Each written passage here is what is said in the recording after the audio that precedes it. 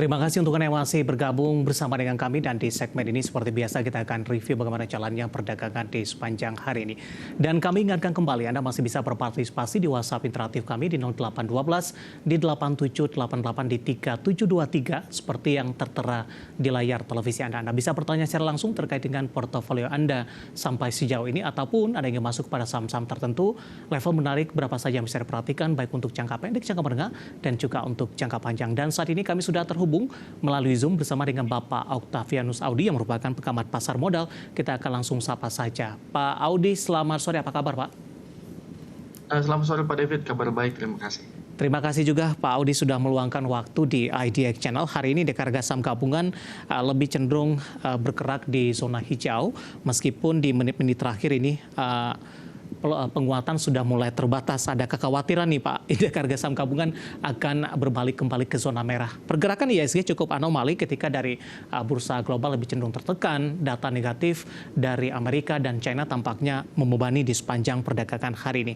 Nah, dari sisi teknikal ini juga cukup menarik Pak Audi. Indeks harga saham gabungan beberapa kali ini menembus ke level 6.900-an, tapi posisi ini belum berhasil diamankan hingga penutupan perdagangan di sesi kedua. Bagaimana analisis Anda? Ya, sebenarnya kalau kita lihat dari internal atau dari dalam negeri, sebenarnya supportnya sudah cukup bagus ya. PDB kita Q2 di atas ekspektasi pasar, dan itu sempat membuat euforia juga di pasar yang sebelum akhirnya ada sentimen-sentimen lain. Jadi sebenarnya saya mau meng-highlight ada empat event yang membuat, ya saya pikir untuk saat ini agak sedikit sulit ya untuk menembus level 6.900 atau bahkan 7.000. Yang pertama adalah ya kita bisa berkaca dari Eropa dan dari Amerika. Mereka sedang bermasalah khususnya dari bankingnya, karena di sini ternyata selain dari credit rating government-nya yang diturunkan oleh Fitch, kemarin juga Moody's ini menurunkan regional bank untuk kreditnya bank-bank di Amerika. Jadi, dan kalau kita lihat dari datanya, ternyata juga di Eropa sama, pertumbuhan loan atau kredit dari bank-bank yang ada di Eropa, bank-bank yang ada di Amerika ini sedang melambat, dan ini di bawah dari tahun 2008. Jadi kita bisa bayangkan bahwa memang kondisinya saat ini dari eksternal sangat-sangat tidak mendukung sekali untuk pasar modal. Lalu yang berikutnya kita lihat ini terkait dengan minyak ya, karena kalau kita lihat sudah beberapa kali negara OPEC ini, Arab Saudi lalu juga Rusia, masih terus memangkas produksinya, dan kita juga tahu bahwa sebentar lagi Amerika juga akan mengumumkan inflasi, dan sesuai dengan perhitungan saya ini bahwa terlihat bahwa memang akan terjadi kenaikan dibandingkan dengan bulan sebelumnya. Jadi saya pikir dengan ada kredit event, lalu juga ada minyak yang terus naik, dan kita sama-sama tahu ya dampak dari minyak ini memang sangat negatif sekali terhadap pertumbuhan ekonomi, terhadap inflasi. Jadi saya pikir ya itulah yang mungkin membuat jadi IHSG nggak kemana-mana, walaupun secara internal kita data sangat bagus sekali dan sangat kuat. Inflasi kita turun lagi, PDB kita di atas pasar, ekspektasi pasar ya. So far itulah yang membuat mungkin investor lebih cenderung galau untuk saat ini ya. Baik, dalam jangka pendek arah kemana untuk indeks harga saham gabungan, Pak Audi? Kalau kita kaitkan dengan rilis ini pada Kamis pekan ini untuk data inflasi, jika skenario-nya inflasi akan kembali naik dari 3 menjadi 3,3%, dan ini juga menjadi salah satu pertimbangan The Fed, dan peluang kenaikan 25 basis point lagi di pertemuan September ini makin terbuka cukup lebar. Ya jelas, memang sentimennya pasti akan negatif jika memang CPI nanti keluar dengan data yang kembali lagi naik. Karena memang sebelumnya The Fed ini sudah berkali-kali bahwa mereka akan memutuskan based on data. Jadi kalau misalkan data nanti kembali lagi merangkak naik, ya otomatis mereka akan sedikit berubah pikiran yang tadinya mungkin sudah mulai dovish, kembali lagi jadi hawkish. Dan ini jelas sangat negatif sekali. Dan kalau kita lihat teknikal untuk IHSG, ya memang saat ini kita di dalam tren yang kurang baik ya. Kalau kita lihat beberapa indikator teknikal ini semua cenderung melemah, bahkan kemarin di minggu ini terjadi dead cross MACD, dan saya pikir ya itu satu sinyal yang kurang baik sebenarnya untuk IHSG ya. Better mungkin kalau menurut saya sampai dengan di 6.850 sampai dengan hari Jumat ini IHSG tidak jebol, ya kita masih ada nafas. Tetapi kalau dia breakdown sering dengan data CPI, ya saya pikir ke bawah 6.500 sangat potensial sekali. Baik, yang menjadi pemberat untuk indeks harga saham gabungan kalau kita lihat dari sisi sektoral teknologi juga mengalami pelemahan di perdagangan hari sebelumnya. Ada Goto di sana, namun pada perdagangan hari ini Goto makin koreksi dalam, bahkan sudah bergerak di bawah level Rp100 per saham, dan tampaknya level ini sudah beberapa bulan tidak kembali disentuh oleh Gotoh. Bagaimana analisis Anda? Pelemahan yang terjadi, kemudian ada perkembangan fundamental terbaru tidak Pak? Kan ada beberapa rumor yang menyatakan ada bocoran nih terkait kinerja Gotoh yang belum rilis, katanya rugi kembali mengalami pembengkakan jika dibandingkan dengan tahun yang sama atau di periode yang sama di tahun sebelumnya. Analisis Anda untuk Gotoh? Ya, sebenarnya Gotoh ini kan kemarin tadi saya sudah lihat dari investor relation-nya bahwa memang mereka akan rilis itu tanggal 15 jam setengah 6, jadi aftermarket ya. Kita nanti simak sama-sama. Dan ya sebenarnya kalau kita bicara Gotoh ini memang trennya ini sudah mulai terjadi efisiensi, dan ini memang sudah mulai cenderung baik karena memang kalau kita ingat sama-sama bahwa Gotoh ini memang sangat dibebankan dari GA lalu juga dari beban sales-nya. Jadi memang kalau ternyata nanti balik lagi atau setidaknya dia bahkan lebih tinggi kerugiannya dibandingkan dengan kuartal kedua tahun lalu, ya saya pikir ya investor pasti akan jelas merespon negatif, karena kalau kita lihat memang yang ada di masyarakat saat ini yang free float sangat besar sekali ya untuk Gotoh. Jadi saya pikir sedikit sentimen saja memang akan membuat saham ini goyang ya, karena memang retailnya sangat besar, cukup banyak. Ya otomatis sedikit sentimen negatif pun akan membuat pasarnya ya. Tapi kalau saya lihat sendiri sebenarnya kalau memang ternyata nanti rilis kuartal kedua ini setidaknya masih di bawah atau bisa di bawahnya, ya potensi rebound itu ada. Tetapi jika memang nanti ternyata tidak sejalan atau bahkan di atas kuartal yang sebelumnya, ya jelas penurunan ini masih bisa berlanjut. Dan ya kita bisa lihat on technicalnya memang hari ini tuh ada level support yang mesti diuji, yaitu ada di 90 sebenarnya. Oke, posisi saat ini ada di 93, posisi penutupan sesi kedua pelemahan semakin dalam di 10,58%. Kebetulan ada dua penanya masuk di WhatsApp interaktif kami, Pak Audi, kita akan coba sapa saja. Yang pertama ada Bapak Chandra Gunawan dari Surabaya, sudah entry di Gotoh Pak, di level 100 ini, di 1.900 lot, bagaimana seminggu hingga 2 minggu ke depan. Kemudian satunya lagi menanyakan saham Gotoh juga.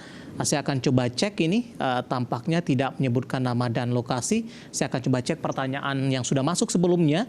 Oh, ternyata dari Bapak Robert dari Surabaya menanyakan Gotoh untuk minggu ini, mengingat Gotoh sudah 2 hari koreksi dalam, bisakah technical rebound? Dan kalau ingin masuk di harga berapa ini? Analisis Anda untuk Gotoh bagi mereka yang mau entry, yang sudah ambil posisi dan posisinya nyangkut sampai sejauh ini. Ya, sebenarnya kalau untuk yang masih belum ada posisi, better kita lihat rilisnya mereka ya. Memang di tanggal 15 tadi, 15 itu berarti di hari Selasa minggu depan setelah pasar tutup. Nanti kita coba lihat lebih lanjut lagi. Tapi memang kalau untuk yang sudah ada posisi, ya tadi yang seperti saya sudah sampaikan bahwa memang di sini ada level support yang lumayan cukup terjaga, ya ini ada di level 90. Kalau ternyata memang nanti sampai dengan sebelum rilis kuartal kedua dia masih terus bertahan di level 90, ya potensial dia terjadi technical rebound akan terbuka sekali. Ya mengingat bahwa memang untuk RSI ini sudah masuk jenuh jual. Jadi potensi terjadi technical rebound kalau berdasarkan RSI ini memang sangat berpotensi sekali. Cuma ya sekali lagi memang ini kemungkinan besar saya melihat bahwa memang investor juga akan menunggu rilis datanya. So ya kalau untuk yang belum punya, better nunggu dulu sampai dengan dia keluar. Untuk yang sudah ada posisi, ya level 90 ini harus dijaga. Kalau dia jebol ya kemungkinan besar level terakhir supportnya bisa sampai dengan di 81. Jadi memang lumayan jauh kalau dia turun ke bawah. Pak Audi, kalau kita bandingkan pergerakan saham Gotoh di beberapa bulan lalu yang sempat juga cukup lama bergerak di bawah level 100-an. Kalau kita bandingkan polanya dari sisi teknikal, apakah hampir sama atau kondisi kali ini akan sedikit berbeda untuk pelemahan yang terjadi di bawah level Rp100 per sahamnya, Pak Audi? Ya, sebenarnya setelah ARB, simetris ARB ini diubah, ini memang baru kali pertama ya Gotoh ini bisa minus sampai dengan di 11%, 10,5% ini. Jadi ya sebenarnya tekanan jual juga kalau kita lihat secara volume hari ini juga meningkat lumayan signifikan dibandingkan dengan average-nya.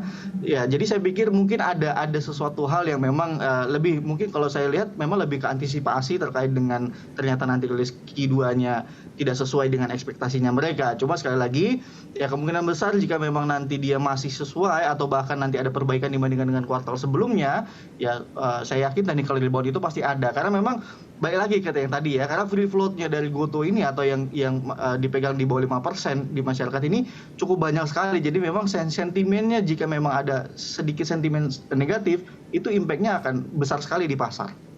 Baik, review dan rekomendasi dari Gotoh, saham teknologi yang hari ini mengalami koreksi yang cukup dalam di atas 10%, tepatnya di 10,58% dan ditutup di level 93. Dan lagi-lagi keputusan investasi tetap ada di tangan para pemirsa, investor dan juga trader pasar modal Indonesia. Dan tadi pun sekaligus kita menjawab pertanyaan masuk di WhatsApp interaktif kami dan kebetulan juga menanyakan saham Gotoh. Ada Bapak Chandra Gunawan dari Surabaya, kemudian juga ada Bapak Robert juga tadi dari Jakarta, dan lagi-lagi keputusan investasi tetap ada di tangan pemirsa IDX Channel.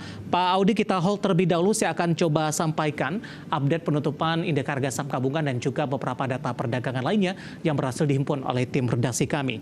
Di mana pemirsa indeks harga saham gabungan di sesi kedua hari ini berhasil bertahan di zona hijau dengan mengalami penguatan tipis saja di 0,09%, tepatnya di 6.875,112. Level tertinggi hari ini di 6.901,060 dan level terendah di 6.863,084. Selanjutnya saya akan sampaikan beberapa data perdagangan yang berhasil dihimpun oleh tim redaksi kami.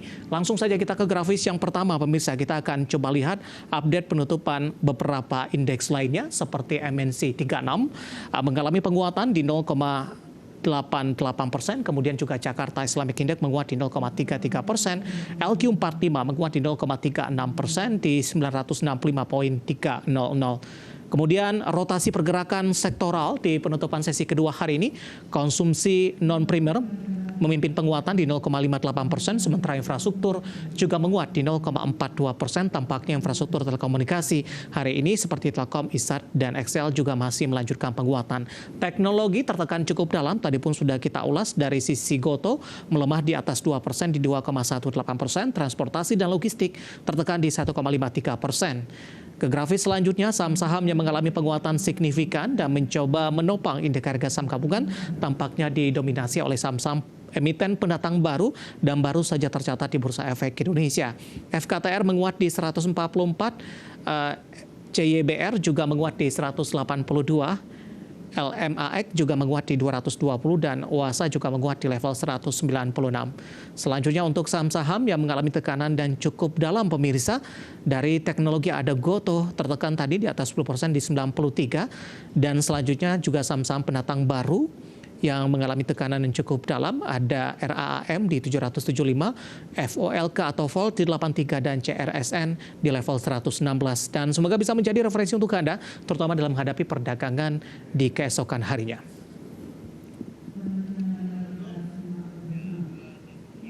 Kita akan jeda kembali dan tetap di tempat Anda karena setelah ini kita akan coba ulas saham-saham pilihan apa saja yang direkomendasikan, dan pemirsa kami akan segera kembali sesaat lagi.